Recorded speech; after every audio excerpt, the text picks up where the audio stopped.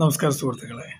നിയമവ്യവസ്ഥ നിലനിൽക്കുന്ന ഏതൊരു രാജ്യത്തും അവിടെയുള്ള പൗരന്മാർക്കിടയിൽ ചില അസ്വാരസ്യങ്ങൾ, ചില ഉരസലുകൾ അതുണ്ടാകാറുണ്ട്. അത് ചിലപ്പോൾ നിയമം പാലിക്കപ്പെടാനായിരിക്കാം, ചിലപ്പോൾ അത് ലംഘിക്കപ്പെടാനായിരിക്കാം. എന്തും ആയിക്കോട്ടെ, അങ്ങനെയുള്ള നിയമവ്യവസ്ഥ അംഗീകരിക്കാത്ത, അല്ലെങ്കിൽ അനുസരിക്കാൻ വിമുഖത കാണിക്കുന്ന, അല്ലെങ്കിൽ അവർക്കിടയിലുള്ള ഫ്രിക്ഷനുകൾ വരുമ്പോൾ അവയെ നിയമത്തിൻ്റെ മുന്നിൽ എത്തിക്കുന്ന പോലീസ് എന്ന സംവിധാനം നമ്മുടെ രാജ്യത്ത് നിലനിൽക്കുന്നുണ്ടല്ലോ.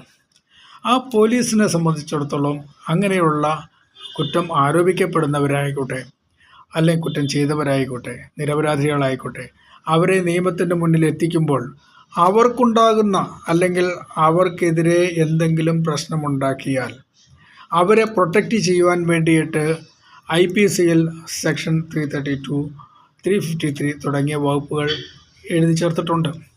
എന്നാൽ നിയമത്തിൻ്റെ മുന്നിൽ വരുന്ന, കോടതിയിൽ വരുന്ന ആളുകളെ സംബന്ധിച്ചിടത്തോളം അവർക്ക് നിയമപരിരക്ഷ നൽകുവാനും, അല്ലെങ്കിൽ കുറ്റവാളികളാണെങ്കിൽ അവരെ ശിക്ഷിപ്പിക്കുവാനും വേണ്ടിയിട്ട് അഹോരാത്രം പ്രയത്നിക്കുന്ന അഡ്വക്കേറ്റുമാർ, അഭിഭാഷകർ, അവർക്ക് എന്ത് പ്രൊട്ടക്ഷനാണ് ഉള്ളതെന്ന് ആരെങ്കിലും ചിന്തിച്ചിട്ടുണ്ടോ?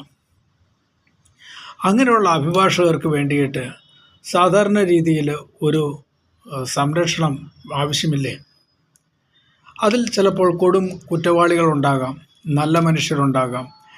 അവരുടെ മാനസിക പ്രശ്നങ്ങൾ കാരണം, അവരുടെ മാനസിക അവസ്ഥ കാരണം ചിലപ്പോൾ അവർക്കെതിരെ വരുന്ന അഭിഭാഷകരെയോ, അല്ലെങ്കിൽ അവർക്ക് അനുകൂലമല്ലാത്ത വിധികൾ വന്നു കഴിഞ്ഞാൽ അവർക്കെതിരെയോ പലപ്പോഴും പല രീതിയിലും പ്രതികരിച്ചേക്കാം. അങ്ങനെ പ്രതികരിക്കുന്ന ആളുകളിൽ നിന്നും ഈ പറയുന്ന അഭിഭാഷകർക്ക് ഒരു സംരക്ഷണം അത്യാവശ്യമാണ്.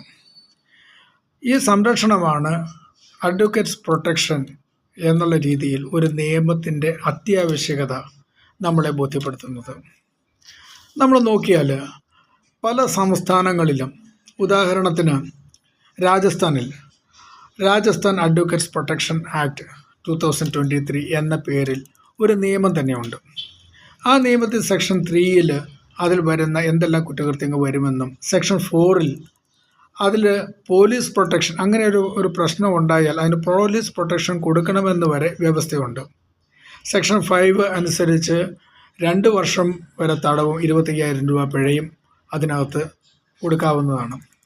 അതുപോലെ തന്നെ അതൊരു കോഗ്നൈസബിൾ ഒഫൻസായിട്ടും, അതുപോലെ ആ കോമ്പൻസേഷൻ ഈ പറയുന്ന അഗ്രീവ്ഡ് പേഴ്സണ് കൊടുക്കണമെന്നും നിയമമുണ്ട്. സെക്ഷൻ 9 അനുസരിച്ച് അത് അന്വേഷിക്കേണ്ട ഒരു DYSP ആണെന്നും 7 ദിവസത്തിനുള്ളിൽ അതിൻ്റെ റിപ്പോർട്ട് ബാർ കൗൺസിൽ കൊടുക്കണമെന്നുമുണ്ട്. അതുപോലെ മറ്റൊരു നിയമം കർണാടക സംസ്ഥാനത്ത് ഉണ്ട്. Karnataka protection of violence against advocates 2023 എന്ന പേരിൽ ഉണ്ട്. ഇതുപോലെ തന്നെ നമുക്ക് ഏകീകൃതമായിട്ടുള്ള ഒരു നിയമം ഇല്ലാത്തതിൻ്റെ ഒരു പ്രശ്നം നിലവിലുണ്ട്. UP, മധ്യപ്രദേശ്, ഡൽഹി, പഞ്ചാബ് ആൻഡ് ഹരിയാന തുടങ്ങിയ സംസ്ഥാനങ്ങളിലും ഇതേപോലെ നിയമം ആവശ്യമാണെന്ന് അതാത് ഹൈക്കോടതികൾ തന്നെ പറഞ്ഞിട്ടുള്ളതാണ്. എന്നാൽ കേന്ദ്രീകൃതമായ ഒരു അഡ്വക്കേറ്റ്സ് പ്രൊട്ടക്ഷൻ ബിൽ അത്യാവശ്യമാണ്. കാരണം അഡ്വക്കേറ്റുമാർ ഏതെങ്കിലും ഒരു സംസ്ഥാനത്ത് മാത്രം പ്രവർത്തിക്കുന്നവരല്ല. അവർക്ക് മറ്റ് സംസ്ഥാനങ്ങളിലേക്കും, മറ്റ് സുപ്രീം കോടതി, മറ്റ് ഹൈക്കോടതികളിൽ ഇവിടെയൊക്കെ പോകേണ്ട ആവശ്യമുണ്ട്. അപ്പോൾ ഏതെങ്കിലും ഒരു സംസ്ഥാനത്ത് മാത്രം ഈ പറയുന്ന പ്രൊട്ടക്ഷൻ കിട്ടിയിട്ട് കാര്യമില്ല. അതുകൊണ്ട് ലോക്സഭയിൽ 2021 അഡ്വക്കേറ്റ്സ് പ്രൊട്ടക്ഷൻ ബിൽ 2021 എന്ന പേരിൽ former minister for law and justice Shri Kiran Rijiju ലോക്സഭയിൽ അവതരിപ്പിച്ചിട്ടുണ്ട്.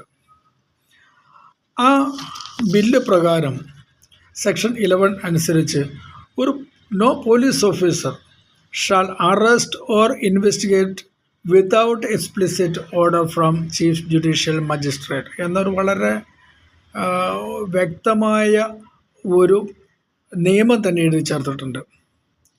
അപ്പോൾ ഇത് ലോക്സഭയിൽ വരികയും അവിടെ നിന്ന് സബ്ജക്റ്റ് കമ്മിറ്റിക്ക് വിടുകയും ചെയ്തിട്ടുള്ളതാണ്.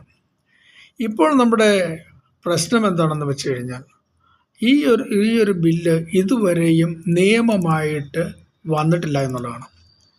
ഇപ്പോൾ നമ്മുടെ കേരള സംസ്ഥാനത്ത് നിന്ന് കേന്ദ്രമന്ത്രിമാരായിട്ടുള്ള ശ്രീ സുരേഷ് ഗോപി, ശ്രീ ജോർജ് കുര്യൻ എന്നിവരുടെ ശ്രദ്ധയിലേക്കും മറ്റ് 19 MP-മാരുടെ ശ്രദ്ധയിലേക്കുമാണ് മലയാളി എന്ന നിലയിലും ഒരു അഭിഭാഷകൻ എന്ന രീതിയിലും ഞാൻ അഭ്യർത്ഥിക്കുന്നത്.